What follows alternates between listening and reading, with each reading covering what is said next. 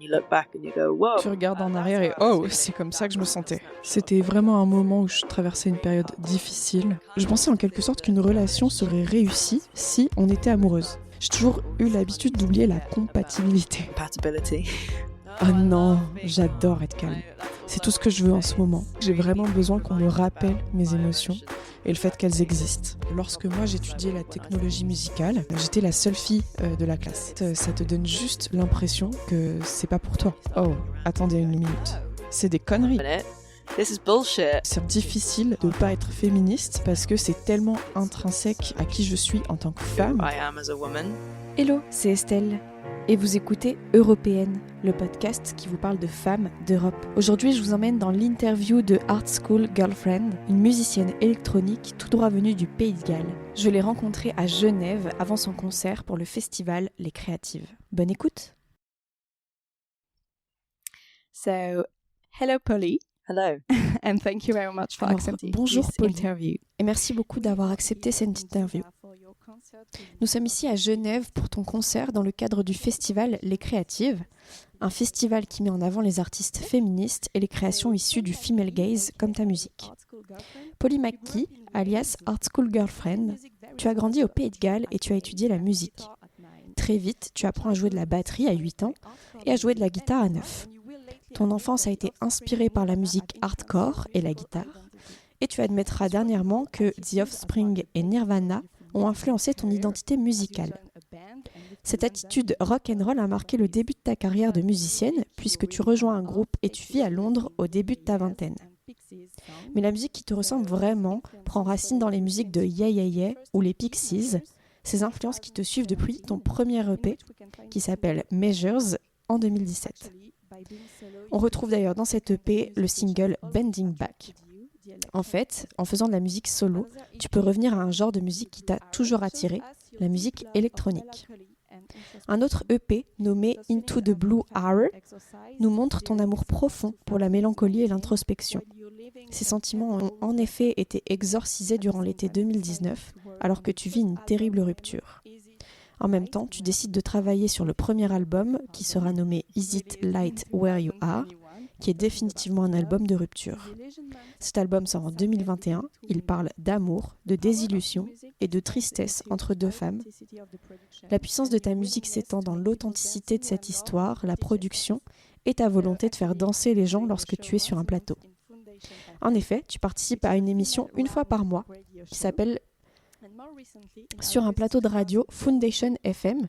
C'est une émission de radio dirigée exclusivement par des femmes. Et plus récemment, en août 2023, tu as sorti ton deuxième album intitulé Soft Landing.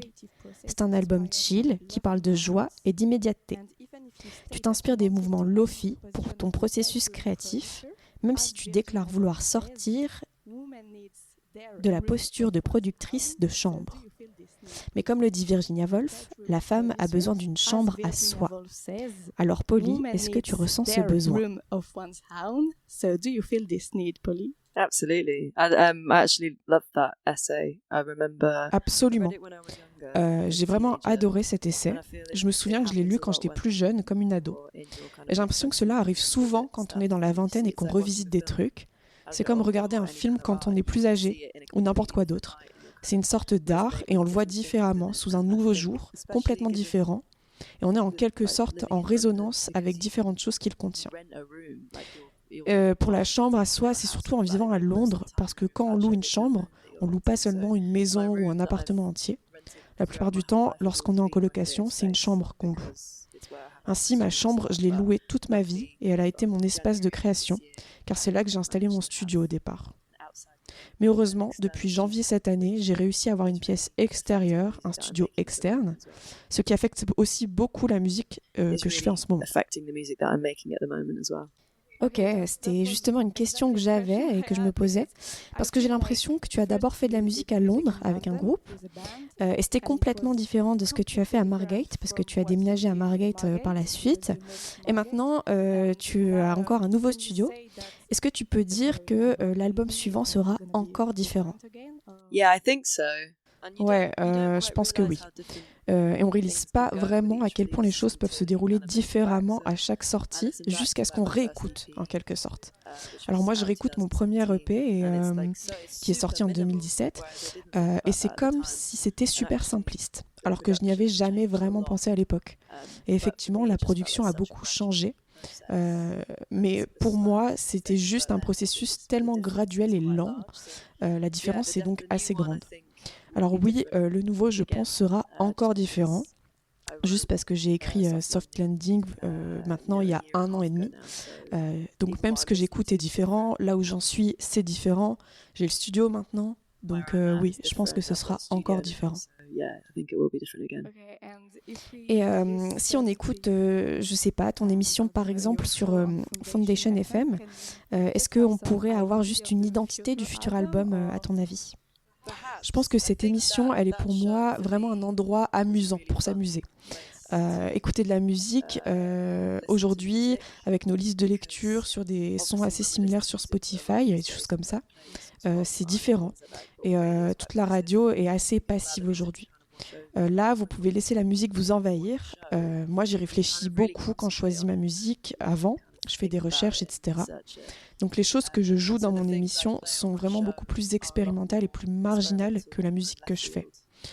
Cela compte certainement beaucoup, mais je suis toujours définitivement plus une autrice-compositrice traditionnelle dans l'âme. C'est-à-dire que je prends beaucoup de genres d'influences électroniques, lo-fi notamment, et je les intègre pour l'écriture de mes chansons. Ok, d'accord, parce que je comprenais pas si ces émissions, par exemple, étaient en direct avec des gens dans la salle ou à l'intérieur d'un studio. In a room or inside the studio? Yeah, so it's just me in a room. Oui, alors c'est juste moi qui enregistre. Je pense avoir fait quelques DJ sets live sur cette émission, mais c'est surtout moi dans la salle, choisissant les chansons pendant 2 heures et en parlant. Okay, so do you like this feeling of being alone in a room but playing for people? Et est-ce que tu aimes cette sensation d'être seul dans une pièce, mais de jouer pour les gens? Yeah, it's quite nice. Ouais, c'est plutôt sympa. C'est pas souvent le cas en fait. Quand on s'assoit, on écoute de la musique pendant 2 heures d'affilée, on y réfléchit. Et sur cette émission, c'est cet espace qui m'est offert. C'est assez méditatif. Et une grande partie de la musique que je joue est assez méditative, répétitive, cyclique. Tout est une question de rythme, d'atmosphère. Donc voilà. And talking about music, I had a question about you. En parlant de musique, j'avais une question sur toi et sur la façon dont tu t'étais vraiment trouvé, ton vrai toi. Est-ce que c'est la musique qui a été le meilleur moyen de découvrir qui tu étais vraiment? I think, especially when I was younger, Je pense, surtout quand j'étais plus jeune. C'était comme un moyen de partir, tu sais, la petite ville dans laquelle je grandissais, c'était en quelque sorte ma façon d'avoir une passion pour laquelle je pouvais poursuivre mes rêves dans une plus grande ville, avec d'autres personnes. Et cela m'a certainement aidé à comprendre aussi ma sexualité et tout ce genre de choses. Parce que la plupart du temps, quand on écrit des paroles, ça peut être assez inconscient. Et la plupart du temps, ces paroles peuvent finir par prédire l'avenir parce qu'on n'avait pas réalisé qu'on ressentait ces choses-là.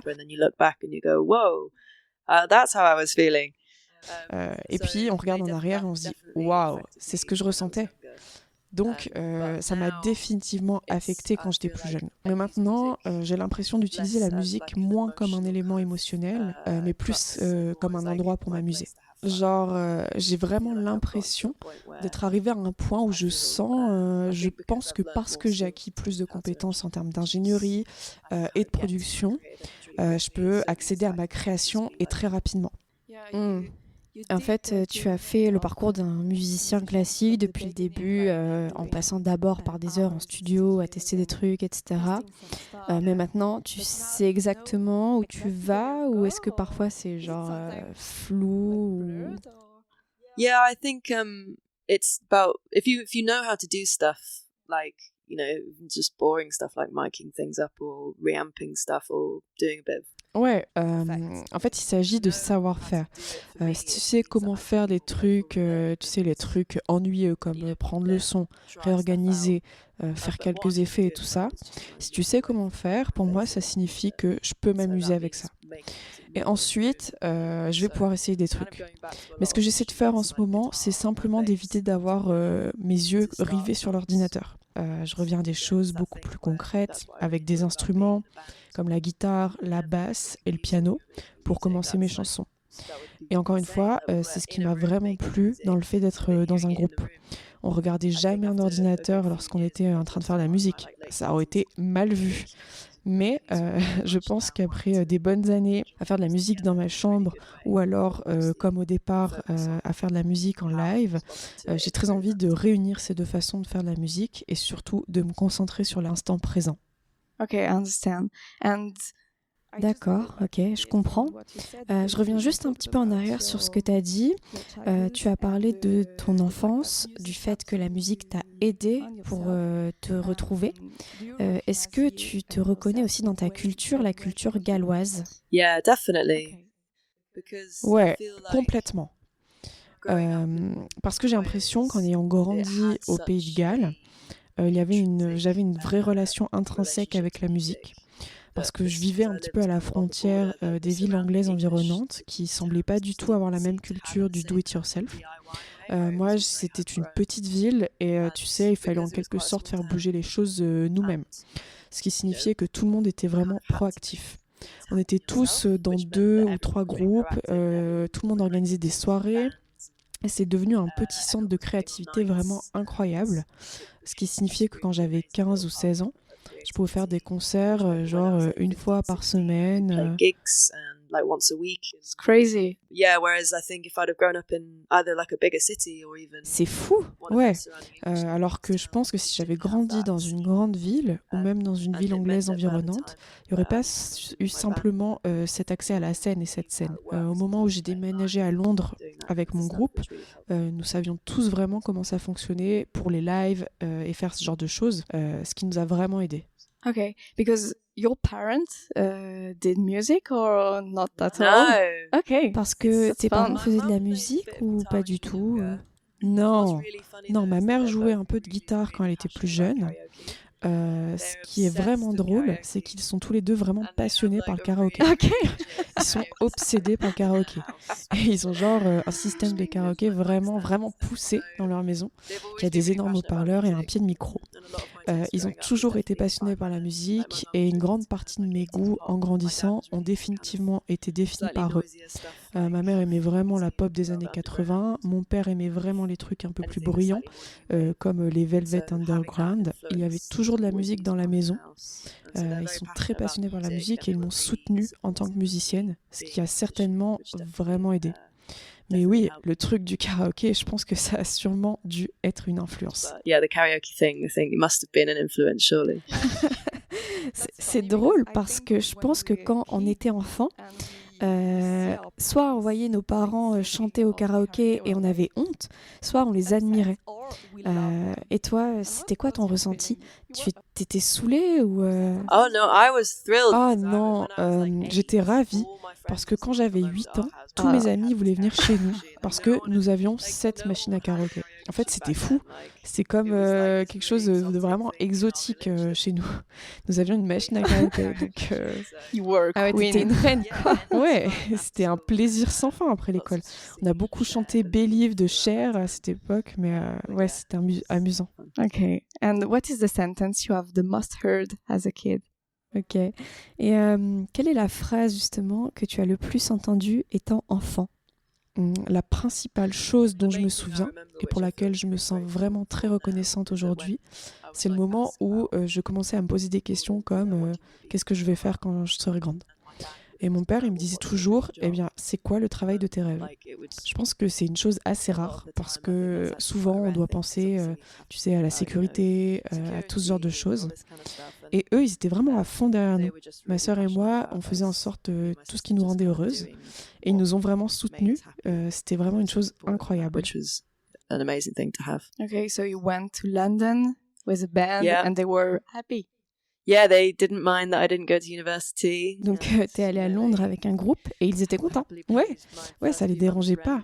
Je suis pas allée à l'université. Ils ont payé avec plaisir mes premiers mois de loyer avant que je trouve un travail. Ça a vraiment été utile. C'est assez loin, je connaissais personne à Londres. C'était vraiment un jeu d'enfant de déménager dans une ville à 5 heures de là, de chez soi, sans aucun plan.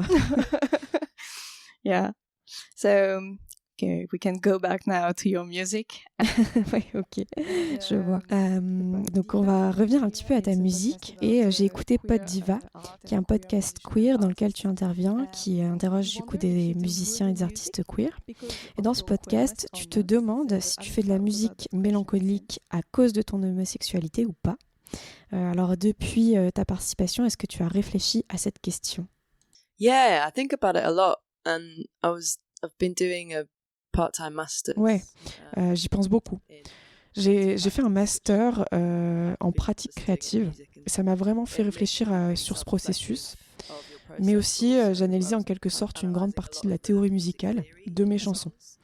Et en fait, une chose que je fais souvent, c'est que même si quelque chose est dans les tonalités majeures, comme la tonalité joyeuse, j'ajoute la mélodie par-dessus.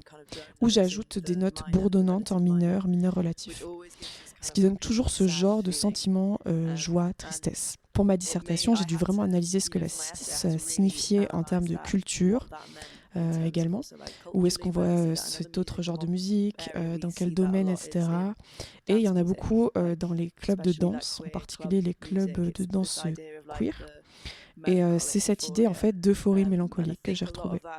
Et je pense que cela a beaucoup à voir avec l'idée que même si nous atteignons un lieu d'euphorie, que nous aimons notre communauté, nous aurons toujours en quelque sorte le sentiment d'avoir traversé et d'avoir réalisé un voyage un peu délicat pour y arriver. Mais cela rend tout ça intéressant et d'autant plus doux grâce à cette ombre mélancolique. Mais j'ai aussi été une adolescence mélancolique et maussade. Et donc évidemment, une grande partie de la musique que j'écoutais, même quand j'étais skater, quand j'étais enfant, c'était une musique assez sombre. En fait, j'étais une émo et je jouais de la guitare dans ma chambre. Donc le côté le plus triste de la musique, en fait, m'a toujours attirée. The kind of sadder side of music has always been what's got me. Ok, donc tu appartiens à la team de si tu es triste, tu écoutes de la musique triste. Yeah, pretty much. Jusqu'au bout. Ok, donc je vois le genre de personne que tu es. Tu écris aussi beaucoup de paroles en fonction de ce que tu ressens. Et l'amour est un sujet que tu explores beaucoup. Dans ta chanson How Do You Do It, tu chantes « L'amour est un bateau étrange à piloter ». Alors pourquoi avoir choisi cette métaphore? So why have you chosen this metaphor? Je pense parce que je pensais en quelque sorte qu'une relation serait réussie si on était amoureuse. J'ai toujours eu l'habitude d'oublier la compatibilité. Et j'ai l'impression que chaque type de relation, pour moi, a toujours donné l'impression d'être ensemble sur un bateau. Et l'amour, c'était le bateau. Mais le genre de compatibilité, tout ce qui s'y rapporte en termes de qui on est en tant que personne, ce qu'on veut dans la vie, etc., et ben, ce seraient les vagues qui s'écraseraient contre nous. Et c'est pourquoi, dans cette chanson, qui reflète en quelque sorte l'endroit où je me trouve actuellement, elle est suivie par le fait qu'il n'y a plus aucune vague, c'est stable, parce que nous avons l'amour, mais on a aussi tout le reste autour, et qui est vraiment calme et plutôt serein. Really calm and kind of serene. So. Yeah, and do you feel sometimes the need to not be calm? No, I love being calm. Okay. That's all I want these days. Justement, est-ce que tu ressens parfois le besoin de ne pas être calme? Ah non, j'adore être calme. C'est tout ce que je veux en ce moment. Ouais, je pense qu'une grande partie de ma vingtaine, c'était définitivement rempli d'une sorte d'envie de voyager. Je poursuivais quelque chose, c'était le chaos. Mais maintenant, je suis plutôt installée.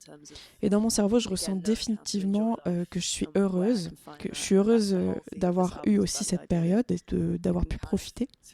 Mais en fait, c'est tout le thème de cet album, de Soft Landing. Il s'agit de l'idée que on peut, en quelque sorte, tout au long de sa vingtaine, commencer à réunir les choses qui nous rendent heureux. Et puis, ça nous entoure, en quelque sorte. Et en fait, on n'a pas besoin de partir, on n'a pas besoin d'aller dehors pour le chercher, finalement. C'est un bon conseil. Et le but du podcast, c'est justement de donner des conseils aux femmes, surtout pour les les laisser oser faire des choses qu'elles n'oseraient pas faire en temps normal.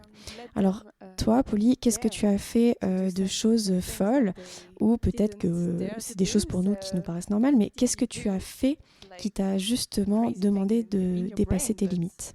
Ask you to go out your boundaries. C'est quelque chose de très particulier. Je pense que c'était il y a environ 5 ans maintenant. On m'a demandé de jouer à ce genre de rave techno-queer et pour jouer à 2 heures du matin. Ça s'appelait Chapter 10. Et tu sais, c'est vraiment littéralement 2 heures du matin, la boîte est en sueur, tout le monde est au top. Il y a beaucoup d'ambiance.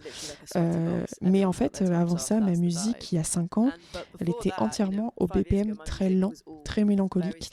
Elle n'était pas du tout conçue pour le club. Mais en fait, le gars qui dirigeait la soirée m'a dit tiens, j'ai l'impression qu'on pourrait faire quelque chose de différent. Il m'a dit, tu sais, si tu te fais huer, c'est pas grave.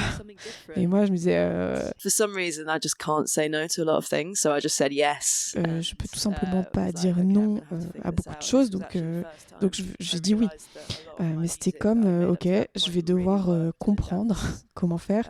C'était la première fois que je réalisais une grande partie de ma musique que j'avais composée, qui marchait jusqu'à présent dans un décor plutôt de chambre, pour un décor de danse. Et en fait, si je change fondamentalement les rythmes, ça pouvait fonctionner. Donc j'ai pris toute la musique, j'ai passé une journée à tout reprogrammer en boucle, et je pense que c'était 4 pistes. Et en gros, je déclenchais les sons et les échantillons, mais avec un sorte de rythme de danse en dessous. Et j'ai animé du coup un show de remix live pendant environ 45 minutes. Et en fait, ça a complètement changé la perspective de ma propre musique. C'était comme si cette musique était bien plus flexible que je le pensais, comme si elle pouvait évoluer vers beaucoup de choses différentes. En fait, je pensais que j'aurais jamais pu me permettre de faire ce genre d'expérience. Je pouvais pas expérimenter ces rythmes parce que voilà, je faisais de la lo-fi dans ma chambre. Alors qu'en fait, après ça, ça m'a donné une nouvelle perspective sur ma propre musique, et ça a été en fait davantage influencé par la danse pour la suite de ma musique. Ouais, et c'est pour ça que tu es ici ce soir. Ouais, exactement. Et c'est intéressant que tu parles de ça, parce que j'ai regardé un petit peu tous tes albums, et j'ai vu que tu avais décidé de lancer Is It Dark Where You Are, qui est essentiellement en fait ton premier album, avec les chansons remixées par différents artistes. Alors pourquoi est-ce que tu as choisi de faire ça? Well, I'd kind of been messaging a bunch of my favorite producers for Eh bien, j'envoyais des messages à un groupe de mes producteurs de musique préférés depuis un moment, et je jouais beaucoup de leur musique dans mes émissions de radio. Ils font des musiques dance assez incroyables, intéressantes, des conceptions sonores très poussées, où il y a beaucoup d'âme à l'intérieur. Et en gros, c'était une opportunité pour moi de contacter tous mes producteurs préférés et de leur dire j'adorerais que vous fassiez une version de mes chansons avec votre style. Et c'était tellement chouette de tous les avoir, parce que beaucoup d'entre eux sont aussi des DJ vraiment incroyables. J'ai commencé à être repérée, à jouer dans un club incroyable et immense à New York. Et ouais, alors oui, je pense que je vais le refaire aussi pour Soft Landing. Ouais, ça serait amusant. Ok, c'est une bonne nouvelle, parce que j'ai vraiment aimé, et j'ai adoré en fait écouter Is It Light Where You Are, qui est en fait à la base un album de rupture, où en fait t'as juste envie d'aller sous la couette avec une tasse de thé et pleurer. Ouais, carrément, c'est vraiment la vibe. C'est littéralement comme si on se mettait sous un oreiller. Et cet album, pour moi, il est très lent, très expansif, pas du tout dansant. Donc ces sons-là sont assez méditatifs, c'est sûr. Meditative for sure. Et est-ce que tu as eu des retours de personnes justement qui t'ont dit le contraire sur cet album, qu'ils ne se sont pas ressentis émus ou alors maussades, mais plutôt joyeux, ou je sais pas, d'autres émotions happy or even I don't know. Sur la tournée la plus récente, je dirais que le type de fan que j'ai le plus rencontré depuis cet album est assez émotif. Quand je vais leur parler après, j'ai vraiment pu entendre des histoires avec lesquelles ils ont connecté, sur certaines de mes chansons plus que d'autres. Ça a été incroyable aussi d'entendre des histoires vraiment qui m'ont époustouflée, sur les gens qui sortaient d'une cure de désintoxication, Et ils m'ont dit que c'était leur album, qu'ils écoutaient pendant qu'ils étaient là-bas, que ça les a vraiment été. Et ça m'épate complètement. J'arrive pas à le comprendre, mais je pense que c'est parce que c'était un véritable moment, un instant de moi traversant une période très difficile, j'ai l'impression. Et pour beaucoup de personnes qui ressentent ces sentiments, en fait, c'est toujours agréable qu'elles soient portées aussi par une autre personne. C'est un peu comme si on se sentait un peu moins seul. Et écouter quelqu'un d'autre qui a les mêmes pensées que vous, bah ouais, c'est assez incroyable à entendre. Ouais, mais quand même, est-ce que c'est difficile pour toi de parler de cette époque et de cet album encore et encore? Parce que j'ai l'impression que c'est un album très constructif pour tes fans. Est-ce que c'est difficile en fait de prendre cette charge? Is it difficult to take this charge? No, I think it's healthy. Non, je pense que c'est sain pour moi parce que je suis le genre de personne qui met de côté ses sentiments, qui les aborde pas, qui veut rester calme, continuer la vie, etc. Et maintenant, je le fais toujours. Par exemple, ma copine va me dire ça va, t'as pas l'air dans ton assiette, on dirait que t'es stressée. Et moi, je vais dire non. Et elle va me dire bah, tu n'as pas parlé toute la journée. Ah oui, peut-être que je suis stressée à cause de ça. Donc, je me dis que j'ai vraiment besoin qu'on me rappelle mes émotions et le fait qu'elles existent. Et puis, je pense, pour cet exemple, cette rupture, qui est en quelque sorte la chose la plus grosse que j'ai dû traverser dans la vingtaine, parce que c'était une relation vraiment longue, je pense que je l'aurais simplement mise dans une autre partie de mon cerveau et que j'y aurais plus jamais pensé. Alors que là, ça m'a obligée à y penser. C'est un petit peu comme une thérapie. Maintenant, j'ai une sorte de machine à remonter le temps, que ce que mon cerveau ressentait réellement à l'époque. Et en fait, ça me fait réaliser un peu où j'en suis maintenant. Et j'ai aussi un certain respect pour la période que j'ai traversée, qui était difficile, au lieu simplement d'essayer de l'oublier, quoi. Donc, ouais, c'est assez simple pour moi. That's a good answer. D'accord, c'est une bonne réponse. J'aimerais aussi parler de ton regard féministe, si je puis dire. Je demande souvent à mes invités, en fait, quel est leur premier souvenir féministe. Alors, Polly, quel est ton premier souvenir féministe? My first feminist memory. Mon premier souvenir féministe... Je me souviens avoir participé à un festival appelé The Great Escape à Brighton. Ça devait être en 2009. J'étais donc adolescente. Et il y avait un artiste appelé Patrick Wolf. Et il jouait sur cette grande espèce de scène chapiteau de cirque. Et en fait, je regardais tout le monde s'installer sur scène. Et j'ai remarqué que toute l'équipe était composée de femmes. J'avais jamais vu de femmes ingénieures dans des salles de concert en 2007-2008. Et en fait, ça m'a époustouflée. Puis j'ai fait des recherches à ce sujet. Et en fait, il y a vraiment que des femmes ingénieures qui travaillent pour lui. Et c'est une chose qui, je pense, représente vraiment où nous en sommes actuellement. En termes d'Instagram, des choses comme ça. En fait, ça aide vraiment. Ce qui va aider, c'est que si on peut le voir, simplement on peut percevoir que cela se produit. Donc j'ai l'impression que si j'ai déjà vu, si j'ai déjà lu des textes, etc., et ben, je ressens que ça peut arriver. Maintenant, quand je rentre dans une salle et que je vois qu'il y a une femme ingénieure, j'y réfléchis plus à deux fois. Alors qu'à un moment donné, pour moi, c'était genre... Quoi? Et le fait que ça ait été... Quoi? En fait, le fait que ça ait été un choc avant me paraît dingue. Je pense donc que c'était un souvenir vraiment important pour moi. Et aussi, il y a eu Karen O des Yeyeye et PJ Harvey qui ont été très importantes pour moi quand j'avais 16 ans. Parce qu'encore une fois, je ne me rendais pas compte à ce moment-là, mais j'écoutais sans le vouloir seulement des hommes. Et j'avais pas remarqué que j'écoutais que des hommes. Et puis, il y a ces artistes qui arrivent, et je me suis dit, oh, vous existez. You exist. Thank you. Okay, that's really interesting because c'est vraiment intéressant parce que je ressens, mais tu peux me dire si je me trompe, je suis pas dans ce domaine, mais j'ai l'impression que la musique c'est un monde dominé par les hommes. Et toi, t'es née dans les années 90, en 1991.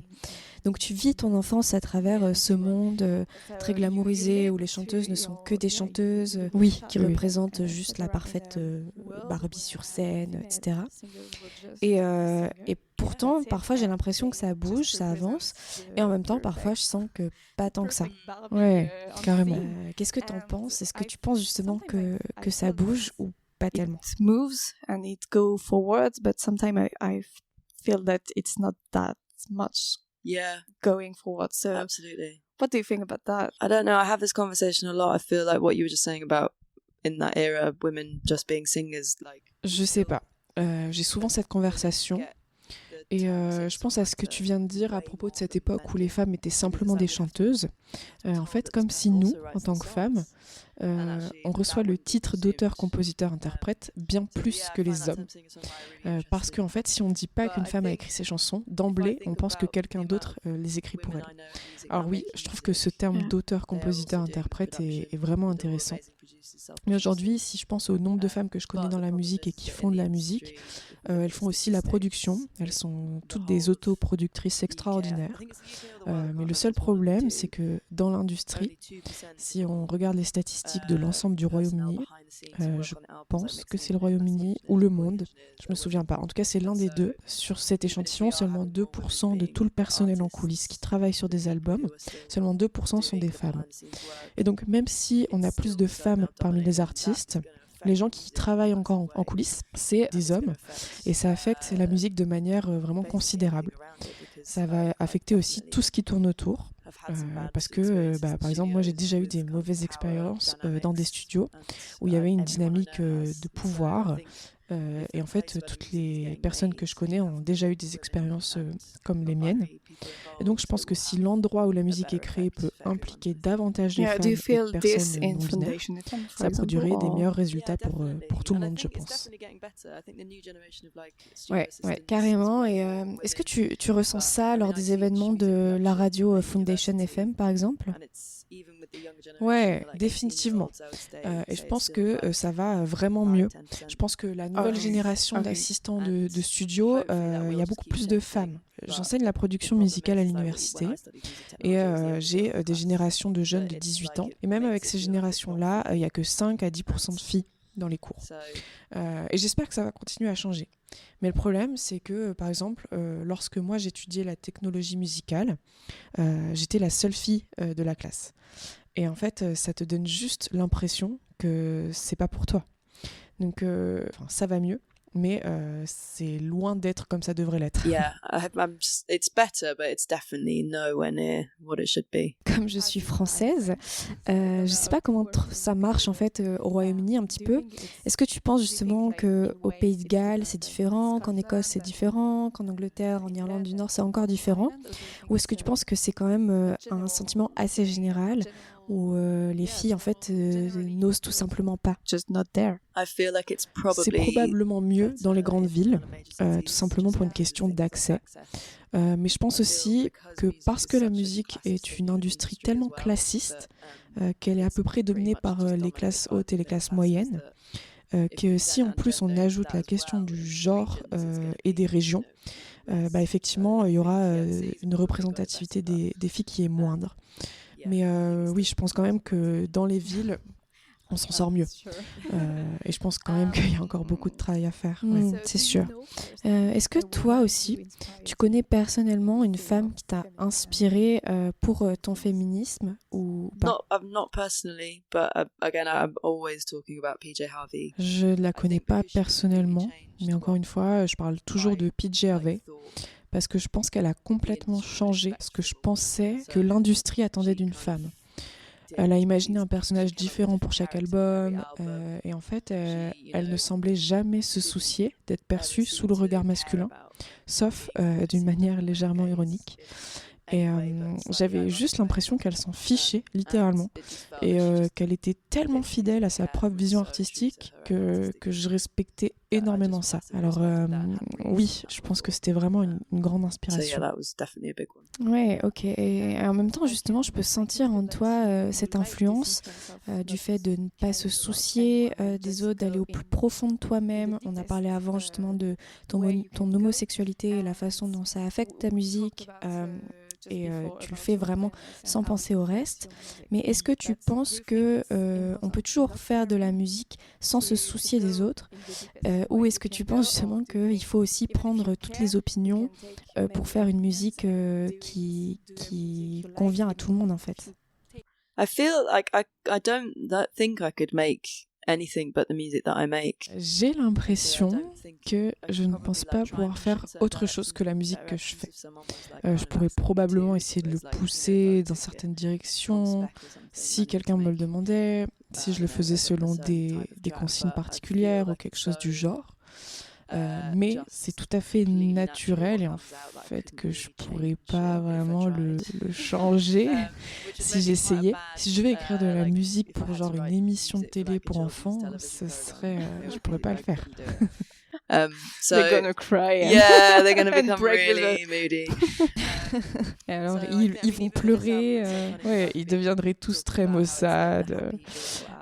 Donc je veux dire, c'est tellement drôle parce que j'ai parlé de la façon dont c'est un album joyeux. Et pourtant tout le monde me dit, oui, les paroles c'est définitivement ça, mais la musique elle est toujours vraiment assez mélancolique. Même si j'ai l'impression d'avoir envie d'avoir beaucoup plus d'abandon de moi-même, etc. Je suis une personne assez naturellement réservée. J'aurais aimé avoir un abandon sur scène, par exemple, comme ces artistes qui se lâchent totalement. C'est pas mon truc. C'est tout simplement pas moi, même si j'essayais. Et je pense que si j'essayais, tout le monde le dirait tout de suite que c'est pas réel. Donc, ouais, je pense que oui, il est important d'essayer de comprendre ce qu'on veut vraiment et de le faire et d'y aller. Yeah, I bien think sûr. it's important to kind of try and figure out what it is you want to do and just go for it, for sure. Est-ce que tu as découvert le féminisme à cause de mauvaises expériences ou parce que justement tu étais entourée des bonnes personnes qui t'ont aidé en fait à connaître un petit peu ce que c'était? Je sais pas vraiment. Je me souviens que quelqu'un un jour m'a demandé es-tu féministe? Et je me suis dit que je savais pas et il me disait tu devrais l'être. Donc je me suis dit ouais, je devrais l'être. Je pense que j'avais 16 ans. Maintenant, à 16 ans, c'est différent, les jeunes sont tellement conscients de tout. Et c'est comme ces expériences que j'ai mentionnées plus tôt. C'est un peu comme si vous aviez des moments de réalisation et puis vous commencez à regarder autour de vous et à vous dire « Oh, attendez une minute, c'est des conneries !» Et je pense que nous avons tous eu ce genre de mauvaises expériences auxquelles nous repensons et nous disons « Oh, ok, c'était pas du tout ok ». Ou alors on se disait « C'était la mauvaise dynamique » ou on s'est dit « Si j'avais été un gars, ça serait jamais arrivé ». Et donc ce que je veux dire, c'est que y a des mauvaises expériences qui arrivent sur des bases mensuelles, hebdomadaires, pour beaucoup de gens, et surtout dans la musique. Je pense que c'est en quelque sorte difficile de ne pas être féministe maintenant, parce que c'est tellement intrinsèque à qui je suis en tant que femme de remarquer ces choses. Et aussi être dans un environnement d'enseignement, où j'enseigne dans un studio, qui est normalement un endroit très dominé par les hommes, et où beaucoup d'étudiants entrent le premier jour et sont un peu surpris de me voir. Et j'étais la première femme à être responsable d'un module qui était en studio dans cette université.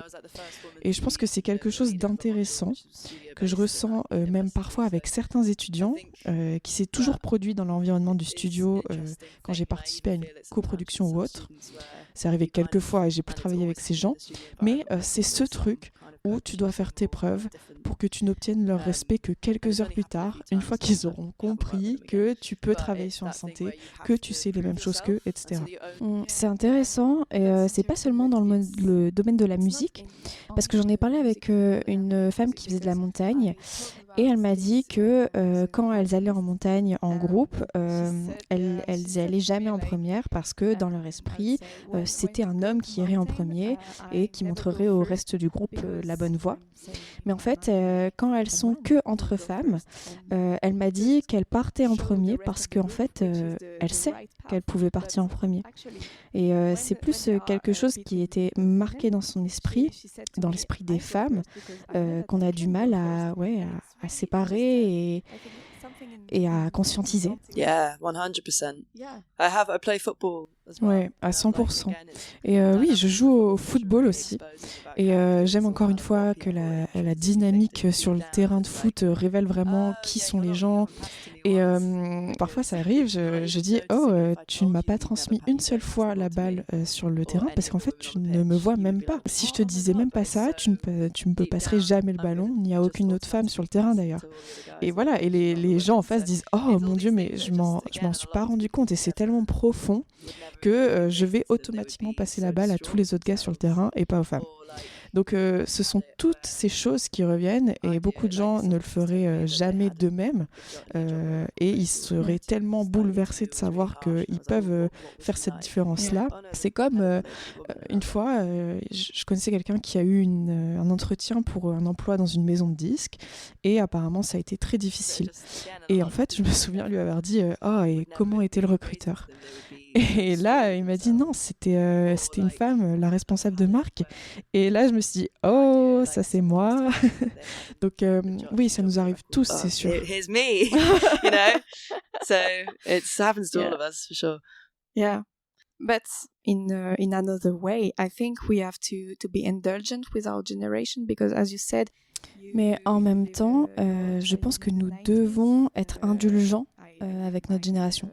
Parce que comme on l'a dit, toi tu as vécu ton enfance dans les années 90, la mienne j'ai vécu dans les années 2000. J'ai l'impression qu'on a appris très tôt que des codes, que les filles faisaient les choses comme ci, les garçons comme ça. Et je pense qu'on devrait être indulgent et comprendre qu'on n'apprend pas tous les choses de la même manière, à la même vitesse. Parce que parfois, je vois dans le domaine féministe des femmes qui se blâment entre elles juste parce qu'elles sont pas à la même, elles ont pas appris les choses à la même vitesse ou elles sont pas au même stade de réflexion. Est-ce que tu penses que c'est la même chose dans la musique ? Est-ce que tu penses que parfois les femmes n'osent pas parce qu'elles sont aussi parfois pas dans le même process ou la même dynamique de réflexion féministe ? Oui, tout est question de conditionnement et d'opportunité. En fait, par exemple, j'ai dit des choses accidentellement qui n'étaient pas du tout féministes dans ma vie parce que je pensais à ce moment-là, à cette époque, que c'était normal, que c'était correct. Et puis la raison pour laquelle on change constamment nos perspectives à mesure qu'on avance dans la vie, c'est parce qu'on a plus d'expérience, on découvre d'autres choses. Et je pense qu'effectivement, c'est toujours un processus d'apprentissage. Et je déteste aussi l'idée qu'on mette un terme aux conversations parce que la personne en face de nous n'est pas d'accord avec ce qu'on dit. Je pense que justement, c'est l'occasion idéale d'avoir la conversation. And to be calm. Yeah, exactly. As you are. Et d'être calme. Oui, exactement. Et tu l'es. Donc merci beaucoup. J'ai d'ailleurs une question aléatoire à te poser parce que j'aime bien le faire parfois en interview. Du coup, je me pose la question, est-ce que tu as peur des gens qui n'aiment pas les animaux ? I find them really strange, and I've got some friends. Je les trouve étranges. J'ai des amis qui n'aiment pas les animaux, donc je peux pas trop en parler durement de ces amis, mais j'ai une théorie selon laquelle ils pourraient pas aller voir l'âme de l'animal. Okay. Et c'est pourquoi ils peuvent pas exprimer aussi d'émotions et sympathiser avec les animaux. Donc moi j'ai 2 chiens et il y a quelques années j'en avais qu'un seul et je vivais dans une colocation avec ma meilleure amie. Et en fait elle l'a littéralement ignoré et lui aussi, ils étaient pareils. Donc pendant 2 ans, ils ont juste coexisté. Elle l'ignorait, il l'ignorait. Si je lui avais demandé de s'occuper de lui, elle m'aurait dit non. C'est pas juste, mais voilà. Et j'ai tellement d'amis aussi comme moi, comme mon batteur qui est ici par exemple, qui aime les animaux. On s'envoie des mèmes de chiens toute la journée, donc ouais. Mais c'est une bonne question. C'est une question délicate. It's a good question. It's a tricky one. Oui, et je pense justement que ça en dit long sur les personnes que j'interviewe. Mais mon ami serait fier de cette histoire puisque c'est assez amusant. Mais je comprends parce que quand j'étais en Irlande, ma colocataire m'a justement demandé de prendre soin de ses chiens et elle m'a laissé une oreille de cochon sur la table avec un petit mot du genre est-ce que tu peux donner ça à mes chiens ? Oh yeah. Et je me suis dit oh mon Dieu, quelle horreur. Word like, can you give this to my dog? And I was like, oh my God. Yeah, you have to get. Ouais, il faut être assez conditionné. Mais le pire, c'est quand on a ces petites oreilles de lapin à fourrure. Yeah. Et c'est assez intense. Just to finish, I have Alors, juste pour finir, j'ai l'habitude de faire un portrait européen avec mes invités, comme un portrait chinois. Okay. Donc, Polly, je vais te demander si tu étais une capitale européenne, laquelle serais-tu ? Capital, which would it? C'est vraiment difficile. Hein. C'est la question la plus difficile. À chaque fois, les invités me regardent et sont un peu genre... je sais pas. That's so hard. J'ai tellement de mal. Mais je peux pas dire Londres parce que nous sommes pas européens là-bas. Si, vous pouvez le dire, puisque l'Europe est un continent avant d'être Ok. l'Union européenne. Donc si on parle pas de l'UE, je devrais dire Londres, parce que je suis pas assez chic pour être Paris. Je suis pas assez chaleureuse pour être Barcelone. Mais Londres, je pense que c'est moi. Il faut un peu de temps pour la connaître, mais ensuite, c'est super. time to get to know it, but then it's great. And if you were Et si tu étais une culinary spécialité special, culinaire? I would Je be serais, mashed potato. La purée de pommes de terre. C'est pas hyper original, mais It's my favorite food. c'est mon plat préféré. Et je pense qu'il peut vraiment s'accompagner de absolument tout. Sinon, je pense aux chips, un bol de chips au pub. Ouais, en fait, c'est vraiment ce que je voudrais être. Parce que jamais personne n'est saoulé des chips. Tout le monde aime les chips. C'est peut-être que j'ai trop envie de plaire aux gens à ce stade. Ça révèle beaucoup de choses. C'est pour ça que j'ai jamais suivi de thérapie, mais peut-être que je suis en train de réaliser des choses sur moi-même. Actually realizing these things about myself. that's the aim. And if you were Ouais, c'est le jeu. Et si tu étais une boisson? C'est un peu délicat parce qu'on n'y pense pas vraiment dans la vie quotidienne, mais je peux te donner des exemples. Yes, please. Moi, je serais un café italien, par exemple. Why? Parce que j'aime le goût et parce que c'est une boisson qu'on peut partager ou alors qu'on peut boire seul dans un café et j'aime bien ça. or you can just drink on your own, and I like it. D'accord. Donc on parle plutôt des bienfaits de la boisson plutôt de ce qu'elle dit de notre personne. Non, mais c'est vraiment comme tu préfères. Ah, heureusement. Et ben, ce que je préfère, c'est aller dans le frigo et attraper la dernière bouteille de bière fraîche. Yeah, Ouais. okay. Yeah. Ok, super. Donc c'est la dernière question. Après ça, tu es libre. Si tu étais un lieu touristique en Europe. Touristic place in Europe. J'essaie de penser à des destinations touristiques, mais c'est vraiment difficile. Hein. J'essaie d'en penser à une au Pays de Galles. Snowdon. Snowdon, ok, c'est bien. C'est une bonne réponse. Et ben, merci thank you for beaucoup, having me. Polly. Merci d'être venue à mon micro. Tu montes sur scène dans quelques heures. Comment est-ce que tu te sens? And you're going to on stage in few hours. Yeah. How do you feel? Yeah, exactly. Je suis super excitée. Je suis jamais venue en Suisse avant. Je suis jamais venue à Genève. C'est donc la première fois que je vais jouer ici. Tout s'est bien passé au soundcheck. C'est ça qui m'a toujours un peu fait peur, mais tout va bien. Donc maintenant, je suis assez heureuse. Okay. Have a good stage. Thank you very much. Bye. Vous avez aimé cet épisode avec Art School Girlfriend? Alors n'hésitez pas à me mettre des étoiles sur votre application d'écoute ou un commentaire. Je serai aussi ravie d'avoir vos retours sur cette première version traduite de l'anglais vers le français, qui était un vrai défi pour moi. On se retrouve dans 2 semaines et en attendant, je vous dis à très vite.